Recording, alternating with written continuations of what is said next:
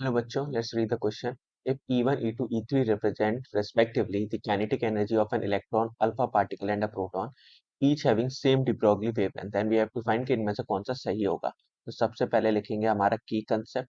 Okay, तो यहाँ पे जो की कंसेप्ट इंक्लूडेड है वो क्या है. देखिए हम यहाँ पे स्ट्रक्चर ऑफ एटम की बात कर रहे हैं, तो स्ट्रक्चर ऑफ एटम ये हमारा क्या हो जाएगा, की कंसेप्ट. आते हैं क्वेश्चन की तरफ. ओके, तो देखिए एनर्जी का फॉर्मूला होता है half m u square. Okay, और लेमडा जो होता है वो होता है h divided by m u. तो यहाँ से यू की वैल्यू क्या आएगी, h divided by m lambda. तो हम एनर्जी को क्या लिख सकते हैं, half multiplied by m. Clear.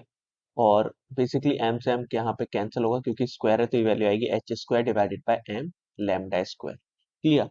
So अगर हम यहाँ पे देखें कि एनर्जी जो है इन्वर्सली प्रोपोर्शनल है मास के, तो जितना कम मास होगा उतनी ज्यादा काइनेटिक एनर्जी होगी. तो हमें पता है कि सबसे ज्यादा मास किसका होता है. तो सबसे ज्यादा मास होता है अल्फा प्रोटॉन का, right.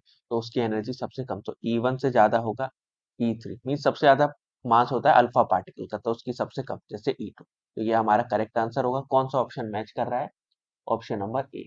Hope you understood it well. Best of luck.